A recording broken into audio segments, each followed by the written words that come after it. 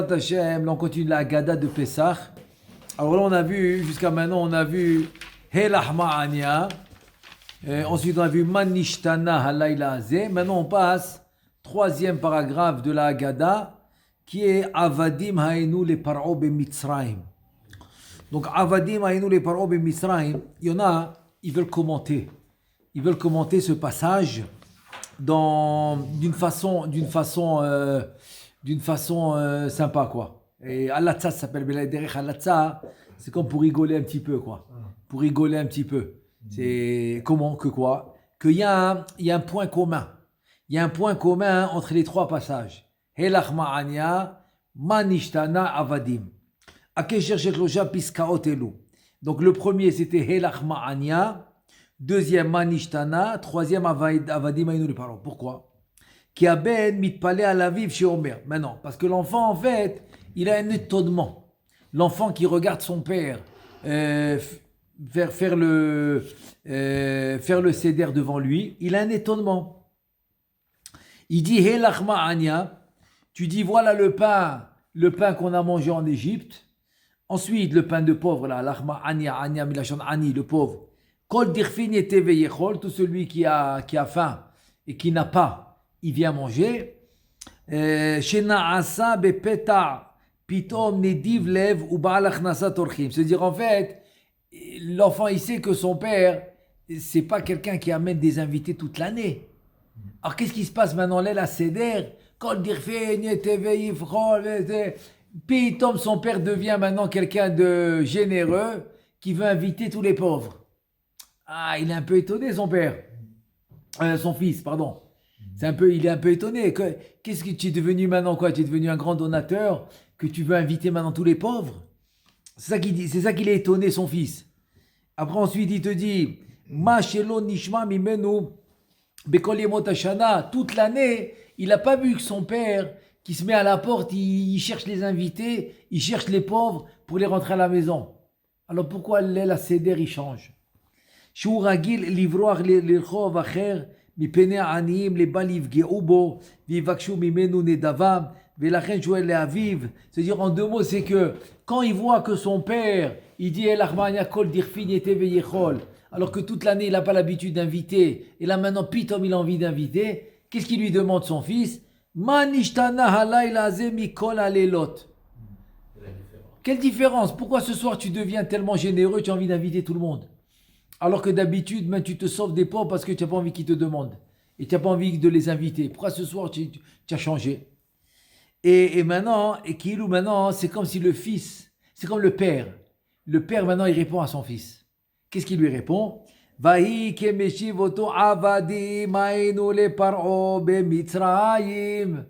dit en fait, on était où? On était en Égypte. Donc on a appris de Paro. Qu'est-ce qu'on a appris de Paro? On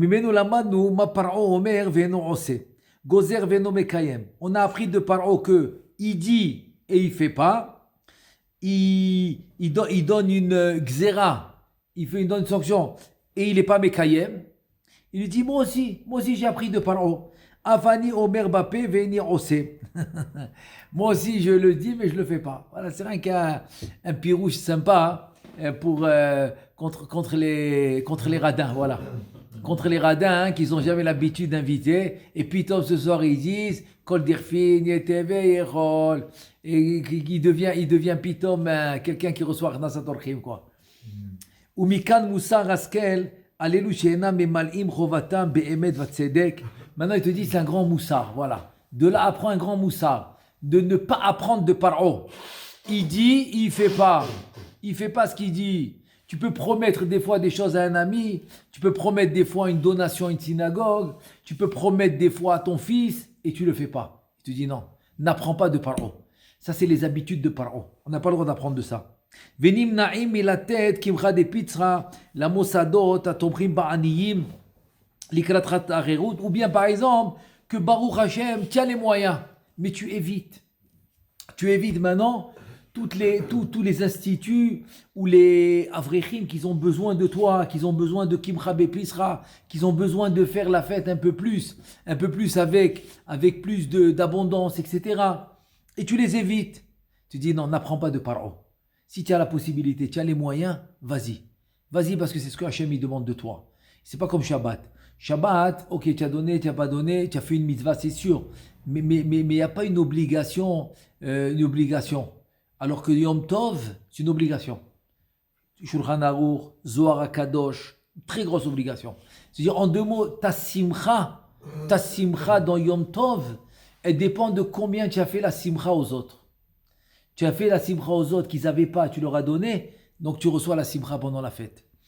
Il te dit, les bal ya'ase ke ma'ase paro. Donc de là, il te dit, n'apprends pas de paro. Ou basé yesh leva'er ma shemakdimim, lomar mifne seuda lel pesach. Oh, maintenant, il y en a qui veulent expliquer ce qu'on dit avant la Seouda, avant Shulchan Aruch, on parle de la fin de la Haggadah, ça veut dire. À la fin de la Haggadah, tu as Kosh Sheni, après Kosh Sheni, bon, tu as le Motzi Matzah, etc. Shulchan Aruch, Kosh Sheni, tu as Shulchan Aruch. Mais avant ça, quand tu finis la Haggadah, c'est comme ça. Alléluia, Alléluia, Avdei Hashem. C'est-à-dire que tu vas louer ceux qui servent Hachem. Alléluia, Avdei Hachem. Velo Avdei Paro. mais pas les esclaves de Paro. C'est-à-dire quoi? On va louer celui qui veut ressembler à Hachem. Ma'u Rachum, Avata Rachum. Il est miséricorde, toi aussi sa miséricorde. Il donne sans raison, toi aussi donne sans raison, etc. Mais pas comme Paro. Ne fais pas comme Paro. Les baltit naheg be'amirat kol dirfin et veichol k'avde paro lisgor adelet acharav. C'est-à-dire en fait il y a la porte fermée à clé et là tu dis kol dirfin et veichol. Tout celui qui vient il invite. Non, il faut pas faire ça. Il faut faire ça d'une manière sincère, voilà. Faire d'une manière sincère que toute l'année si tu as la possibilité tu le fais. Très bel enseignement. Très bel enseignement qu'en 2 mots il faut pas être l'élève comme on dit Altier mi talmidav shel Bil'am. Et là, mitalmidav shel Avraham Avinu. Soit l'élève d'Avraham Avinu avec les bonnes midot. Et pas chas v'shalom l'élève de Bil'am avec les mauvaises midot. Là aussi. Soit l'élève d'Akadosh Baruch Hu, Moshe Rabbeinu les tzadikim, qu'ils aiment donner parce que c'est tous des enfants d'Akadosh Baruch Hu. Et ne soit pas l'élève de Paro. Premier enseignement, sympa. Oulam. Beshibole aleket kata vezeleshono, ça c'est un rishon. C'est un des rishonim. Il a écrit une autre explication. Il dit comme ça. Une autre explication, il dit kol dirfin yete veyichol qu'on a étudié dans le premier paragraphe. Tout celui qui a faim, il vient manger. Il te dit vechi kol adam poter pitro belel pesar veomer kol mi sheraev yavo veyochal imi. Maintenant une grosse question. Shiboule aleket, il dit je comprends pas. Tu as déjà vu maintenant quelqu'un qui ouvre les portes de sa maison. Il dit s'il vous plaît, tout celui qui a faim, qui vient manger avec moi. Pas que ça, moi je rajoute, et quand tu le dis ce passage, tu le dis au début de la Haggadah, tu as le temps de manger. Ah ouais. Tu as le temps de manger, tu ne peux pas manger maintenant. C'est-à-dire, c'est quoi l'idée de dire maintenant cette phrase-là? Tout celui qui a faim, venez manger. Et la karanarno omrim, en fait, comme ça on dit. En fait, on dit, c'est une autre explication. Différentes explications. C'est pas que maintenant tu ouvres la porte et tu cries à la rue ou par la fenêtre, tout celui qui a faim venez manger. Pas du tout. Qu'est-ce que tu en dis? En 2 mots, qu'est-ce que tu es en train de dire? Kol adam yar'iv atmo be'erev pesach kedeshit ave lechol matzah. En fait, en 2 mots, une grosse halakha très importante à respecter, de savoir garder son appétit, de ne pas manger à sa faim. Erev pesach, le jour de Yud Dalet et Nissan, ne pas remplir son estomac de nourriture. Pourquoi? Parce qu'il y a une grande mitzvah de manger la matzah l'été avon. L'été avon, c'est-à-dire avec beaucoup d'appétit. Beaucoup d'appétit. Donc on a une mitzvah d'avoir faim. On a une mitzvah d'avoir faim la veille de Pessah. Pour manger la matzah avec beaucoup d'appétit. Il te dit Keha de Rava, comme Rava, l'histoire de Rava dans la Gemara. Have shate chamra tuva bema'ale yoma de Pisra. La veille de Pessah, il buvait beaucoup de vin. Beaucoup de vin, pourquoi? Parce qu'il y a, comme ça, il dit, dans la Gemara, il dit comme ça, beaucoup de vin ouvre l'appétit. Un peu de vin bloque l'appétit, c'est-à-dire il te rend rassasié. Et donc, Rava, pour avoir faim et manger la matzah avec appétit, il buvait beaucoup de vin la veille de Pessah. Qui écrit des nigrir libé. Venechul matzatfe beorha. C'est la Gemara de Psachim dans la page 107. 107b, Amoud Bet. Et il dit, il faisait tout ça pour avoir faim et avoir l'appétit de manger la matzah avec Te'avon, avec appétit. Ça, c'est la Gemara. Et donc, tu vois que quoi? Il y a une mitzvah d'avoir faim pour manger la matzah avec appétit. Vekayotze baze kata be'orchot chaim. La même chose, il a écrit Orchot chaim, qui est aussi un rishon. Et aussi le Ra'avan, c'est dans la Gemara de Psachim, ce qu'on vient de voir maintenant. Et lui, il a écrit comme ça, Katav dema she'omrim. Tout ce qu'on dit dans le passage, Kol dirfin yete veyechol, tout celui qui a faim, il va venir manger.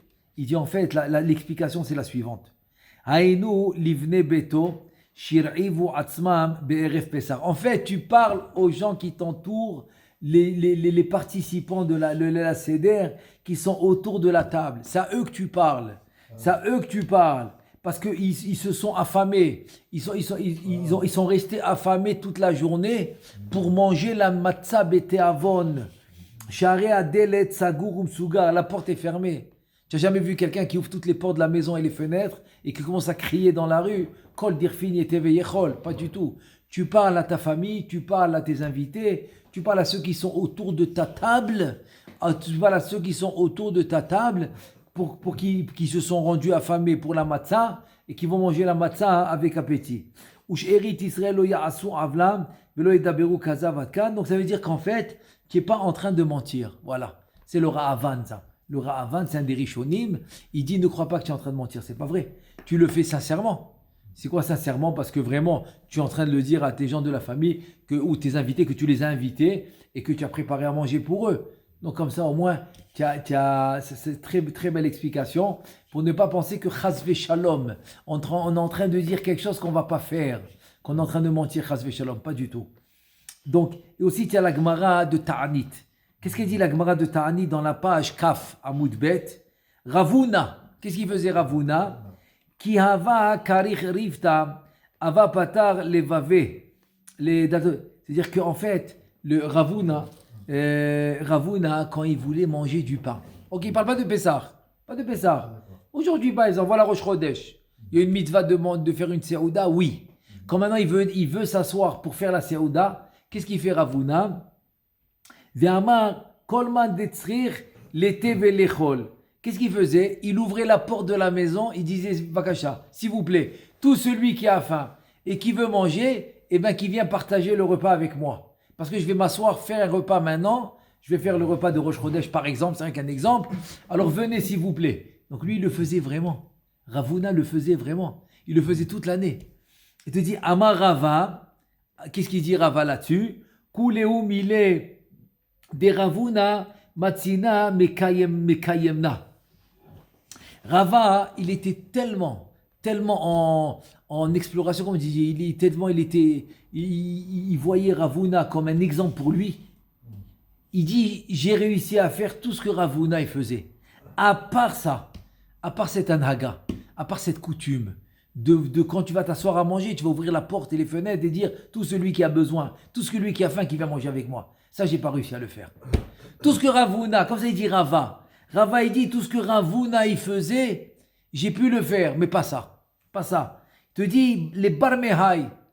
Pourquoi? Dela matzina le me'abad mishum din fisha benechela dimhoza. Il dit j'ai pas réussi. Parce que si je fais ça, j'ai 10 personnes qui vont rentrer à la maison.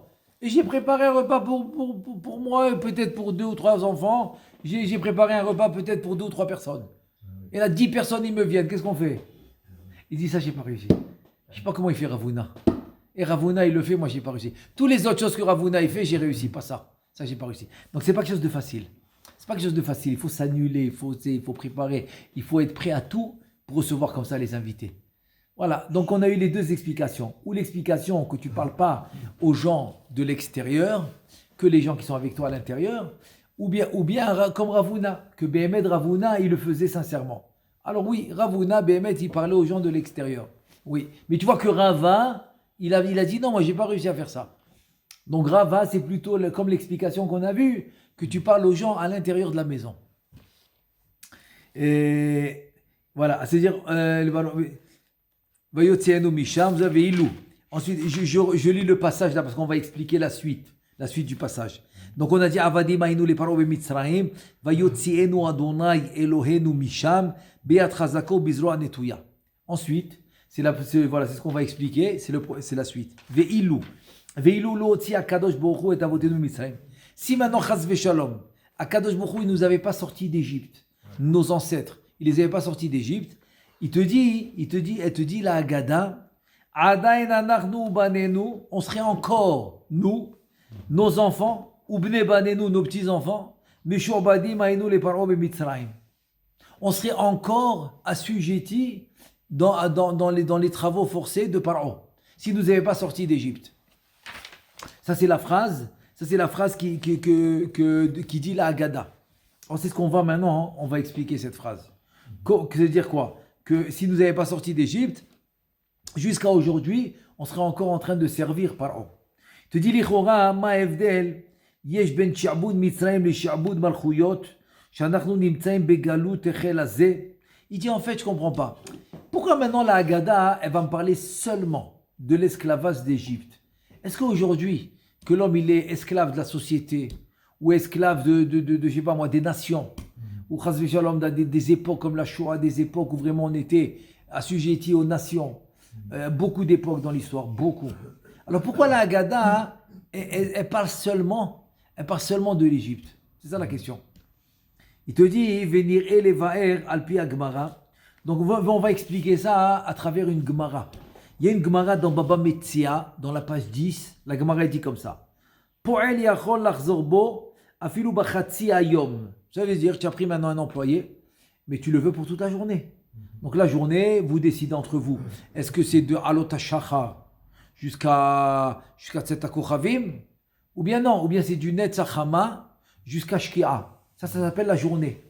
Vous décidez entre vous ce que vous voulez. À midi, il vient, il te dit, ok, j'ai travaillé jusqu'à midi. Allez, paye-moi ma demi-journée, je m'en vais. Attends, mais tu vas dire, attends, est-ce que tu as le droit? Peut-être maintenant que tu m'as cassé le contrat. Moi, je t'ai dit la journée, toi, tu as fait la demi-journée. Peut-être que je te dois rien. La Gemara te dit, non, il a le droit. Il a le droit. Il a fait la demi-journée, il ne veut pas continuer. Khelle, c'est-à-dire laisse-le, il a le droit. Donc la Gemara dans Baba Metzia, Dafioud, a dit, Po'el yachol lachzorbo afilu bachatzi ayom. Et il apprend, attends, mais c'est pas fini, on apprend ça d'un pasouk dans Sefer Vaikra. Quel pasouk? Sheneema, Kili bene Israël avadim, velo avadim la avadim. C'est-à-dire que la Torah a dit, Li bene Israël avadim, Am Israël, c'est mes avadim à moi, il dit à Kadosh Baruch Hu. Et c'est pas les avadim des avadim. C'est-à-dire on est tous les avadim d'Akadosh Baruch Hu. Donc si maintenant, quelqu'un par exemple Réhouven, il travaille pour Yaakov, donc Réhouven qui est Eved, il travaille pour un autre Eved, parce qu'on est tous avadim d'Akadosh Baruch Hu. Donc Réhouven qui est le Eved d'Akadosh Baruch Hu, il travaille pour Yaakov qui est le Eved d'Akadosh Baruch Hu. Et Akadosh Baruch Hu dit, vous êtes mes avadim à moi, mais tu ne peux pas être un Eved d'un autre Eved. Donc on dit à l'autre Eved qui est l'employeur, on lui dit ton employé, si c'est arrêté après une journée, il ne veut pas continuer, laisse-le, tu ne peux pas le garder. C'est ce qu'on apprend du Passouk. Pas pour un juif. Ah bien sûr. Et bien sûr. Parce que Eved Kenaani par exemple, tu l'achètes, c'est à toi. Son corps il t'appartient. C'est comme tu achètes un animal.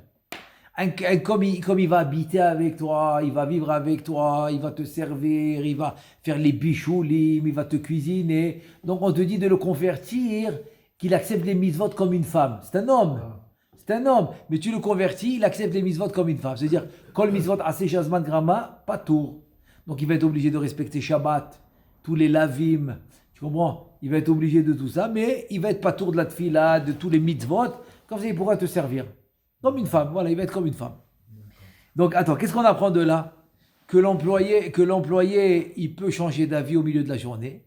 Nimtza sheim yachol hu lachzor bo bechol ed shirtze. Gam besha'a shu oved eno nikra eved la'avadim. Pourquoi? C'est-à-dire, en fait, c'est comme ça. C'est que si tu me dis qu'à n'importe quel moment, il peut venir chez son patron et lui dire j'arrête. C'est-à-dire qu'en aucun cas, il a été le eved d'un autre eved. Pourquoi? Kevan shebeyado latzet. C'est quoi un Eved? Eved Kenaani, par exemple, tu as acheté son corps, il est à toi. Est-ce qu'il peut venir demain te dire, oh, coucou, ça y est, je m'en vais. Quoi, tu t'en vas? tu m'appartiens, tu peux pas partir. Tu vois, c'est à toi. Donc lui, c'est vraiment un vrai Eved. Mais un juif, il peut venir te dire, écoute, j'arrête. J'avais besoin d'argent, ça me suffit, je m'en vais. Tu es obligé de le laisser. Donc lui il a jamais été Eved d'un Eved. C'est ça que ça veut dire. Vekol, kevan shebeyado latzet. Vekol shebeyado, lav kimchusar ma'ase dame. Parce que la Gemara dans Kiddushin, Samerbet 62, elle dit que tout ce que l'homme il peut faire, donc ça s'appelle pas quelque chose qui l'empêche. Le fait qu'il peut venir te dire j'arrête de travailler, donc ça va jamais lui donner un statut de Eved.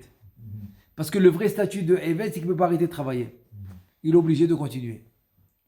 Veine, Amou Chazal, she'ilu ayu Yisrael nish'arim od rega echad b'Mitzrayim, ayu chaz v'shalom nitma'im b'chamishim sha'arei tuma, ve'lo hayta lahem takana latzet mimitzrayim le'olam. Arshav. Maintenant, avant de répondre à la question, selon la Gemara qu'on a citée, il y a une autre notion qu'on doit ramener.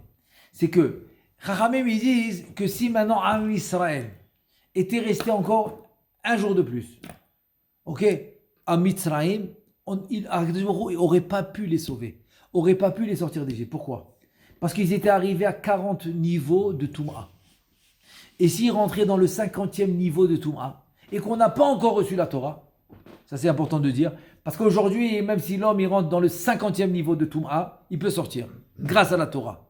Mais en Égypte, comme on était déjà au 49e niveau de Touma, même qu'on n'est pas, et si Chaz Veshalom, on rentrait dans le 50e niveau, ok, on serait rentré dans le 50e niveau, alors Chaz Veshalom, il n'aurait pas pu nous faire sortir d'Égypte, parce qu'on n'avait pas encore reçu la Torah. Donc il fallait absolument recevoir la Torah avant de rentrer dans le 50e niveau. Avant le 50e niveau, il fallait recevoir la Torah. Comme ça, c'est comme ça qu'il a pu nous faire sortir. Mais aujourd'hui, Baruch Hashem qui a la Torah, il n'y a plus d'excuses. N'importe quel niveau de Touma, l'homme il peut sortir grâce à la Torah. Alors, maintenant, selon ça, on va répondre.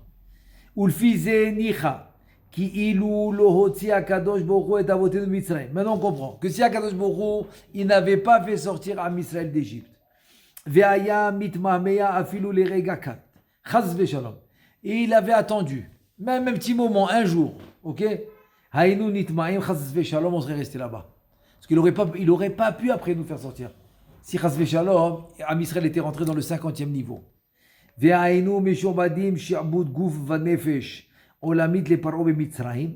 Donc si Chaz Veshalom, on serait resté encore, donc il n'aurait pas pu nous faire sortir.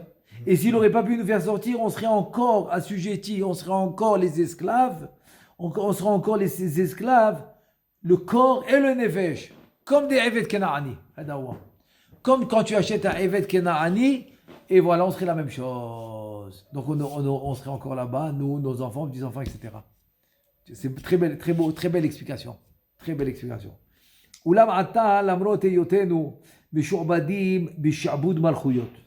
Kevan shebeyadenu lazor bitshuva ou ligael miyan. Maintenant c'est vrai que maintenant on est sous la domination des nations.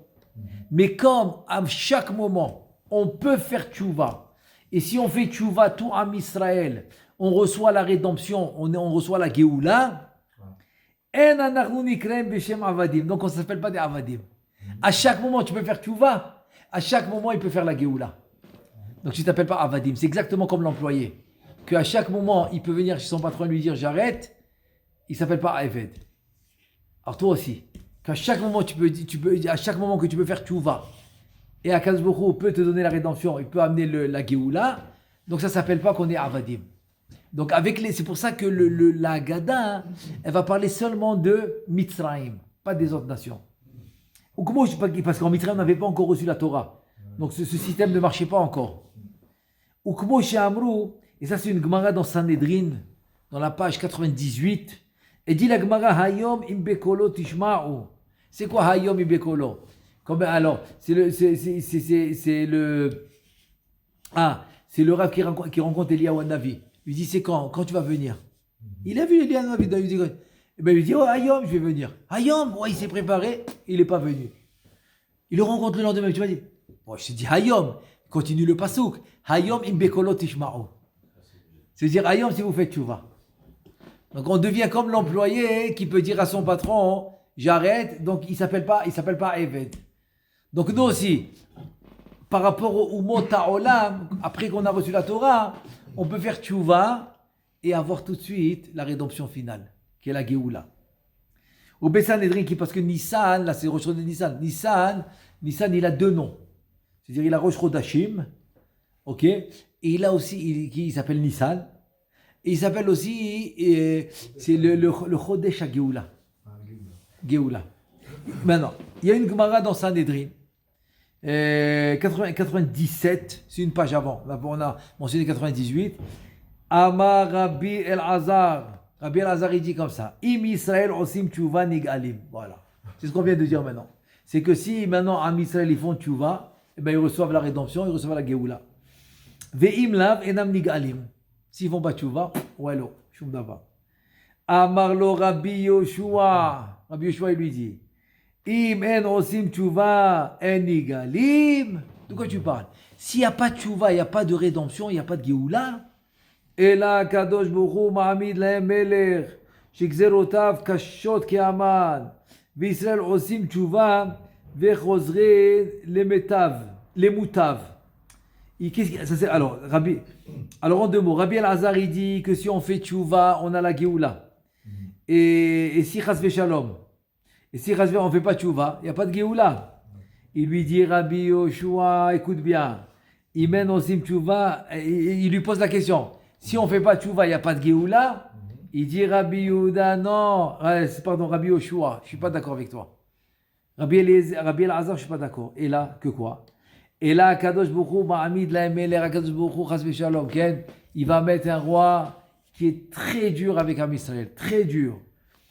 Kashot ke'aman, comme Aman, très dur. Et qu'est-ce qu'ils font Am Israël? Osim tchouva, vechozrim lemutav. Ils font tchouva et tout va bien. Donc c'est la solution à tout. Quand tu fais tchouva, tu as la siyata d'Ishmaya. Velichora b'maika miflike. Maintenant, si c'est ainsi, c'est quoi la marloquette entre Rabbi El-Azar et Rabbi Yoshua? Rabbi El-Azar, il dit, tu as fait tchouva, oui. Tu n'as pas fait tchouva, il n'y a pas de rédemption. Et Rabbi Yoshua, il dit, non, c'est pas vrai. C'est qu'il va te causer à faire tchouva. Il va amener une situation dans le monde qui va te causer la tchouva, qui va te pousser à faire tchouva. Et donc, c'est quoi la marloquette entre Rabbi El-Azar et Rabbi Yoshua? La réponse, Are ben lemor ou ben lemor Geulat Israël mutned bitchouva.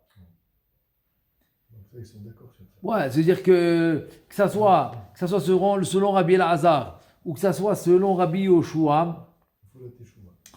Geulat Israël mutned bitchouva, exactement. C'est-à-dire que la Géoula, la rédemption de Am Israël est conditionnée à la tchouva. ונראה שלרבי אליעזר צריך לעשות תשובה מאהבה בכל לב ונפש, ורק אז נגאלים. C'est compris? C'est-à-dire que selon Rabbi El-Azar ou Rabbi Eliezer, selon Rabbi Eliezer, seulement si tu fais tchouva me'ahava. Si tu fais tchouva me'ahava, c'est à ce moment-là qu'il y a la Géoula, pas avant. Mais attends, tchouva me'ahava, c'est très dur. Alvaï qu'on fasse très bien tchouva me'ira. Alvaï. Qu'on a vraiment peur d'Akadosh Baruch Hu. Be'ahava, et là Rabbi Yoshua lui dit de quoi tu parles? Je dis, il est étonné Rabbi Yoshua. Ve'alze tameh Rabbi Yoshua. Aïtachen, shelo yig'alu ela bitchouva me'ahava. C'est pas possible. C'est possible qu'il n'y aura pas de Géoula parce qu'il n'y a pas de tchouva me'ahava. La tchouva par amour, il n'y a que la tchouva, comment tu dis ça? La tchouva mira. אלא הקדוש ברוך הוא מעמיד להם מלך שזהירותיו קשות כאמן ומחזירה למוטב, כלומר שאף תשובה מיראה כזאת מועילה לישראל. Tu as compris? Viens Rabbi Yoshua, il dit non, calme-toi, j'ai compris. Tchouva me'ahava au niveau, tu arrives à la bina, très bien. Tous les averot deviennent des srouyot, deviennent des mérites. Tchouva me'ahava. Mais si c'est une bonne tchouva mi'ira, ça marche aussi. Vekarov lazeh matzati le Maharal miPrague, besefer Gvurot Hashem. Et ça c'est premièrement. Deuxièmement, Veyesh mefarshim, une autre explication. Veyesh mefarshim od, sheilu lo hotzianu akadosh baruch hu bimitzrayim. Que si, maintenant, une autre explication, pas la même qu'on a donnée. Si Akadosh baruch hu nous a pas fait sortir d'Égypte, il te dit, Ela haya paro mishahrer otanu berov tuvo, aynu mishobadim ailav le'olam, le'akir lo toda ala chesed. על החסד שעשה עמנו והיינו כאבן נרצע לפרעה למצרים. Il a fait très beau pirouche. Très beau pirouche. Il te dit qu'en fait, que si nous n'avait pas fait sortir d'Égypte à Kadosh Baruch Hu, et que quoi, et que Paro, et que Paro il va sortir d'Égypte. Tu as compris? Le deuxième explication, c'est qu'en fait, ilou l'otzi Akadosh Baruch Hu, c'est-à-dire si Akadosh Baruch Hu nous a pas fait sortir d'Égypte. Et quoi? Et c'est quoi l'autre solution? Ah, on serait resté en Égypte. Paro nous aurait fait sortir. Par sa bonté. Donc si c'est Paro qui nous aurait fait sortir par sa bonté, Aïnou Beshobadim elav le'olam le'akir lo toda la chesed she'asa imanu v'aïnou ke'eved nirta le Paro l'Mitzrayim. On serait reconnaissant à Paro jusqu'à aujourd'hui. Et ça, Kadosh Baruch Hu, il voulait pas. Il voulait nous libérer complètement. Qu'est-ce qu'il y a besoin d'être reconnaissant à qui? Tu as besoin d'être reconnaissant à Paro? Pas du tout. Donc c'est pour ça que Kadosh Baruch Hu, il l'a fait de lui-même. Et Paro, Bichla, c'est devenu un kofer. Mais Rabbi Eliezer, il n'a pas donné de solution finalement. Il a dit s'ils font les choix de Hava, ils sont. Sinon, ils ne sont pas. Alors, comment ça finit? Ça finit que c'est possible que Rabbi Eliezer a accepté que c'est vrai. La rédemption peut venir aussi à Tchouva Mir'a. Je suis pas Cholek, mais la vraie Géoula Achishena Kavana. La vraie Géoula Achishena qu'on peut l'amener, la vraie Géoula qu'on peut amener avant son temps, celle-là elle doit être Be'ava. Voilà, c'est ça. Donc il n'est pas Cholek avec Rabbi Yoshua. Il parle de Achishena. Voilà, exactement. Pour lui, c'est ça la vraie. L'autre, c'est pas une vraie Géoula. Ouais, l'autre, c'est arrivé son temps. Tu sais bien que le monde, c'est maximum 6000 ans. Ouais, ça s'appelle pas Géoula. Ça s'appelle pas Achishena, ça s'appelle pas, elle vient pas avant son temps. Ah ouais, c'est ça. Elle vient pas avant son temps. Dès que le temps est arrivé, elle vient. Alors, c'est ça. Alors, Rabbi Eliezer lui dit, moi, je suis d'accord. Tu vas Mira. Elle va amener la Géoula à son temps. Mais moi, j'ai envie de te parler d'une Géoula qui peut venir avant son temps. Ça, il faut que tu vas Mira. Baruch Adonai, Le'olam, Amen, Amen.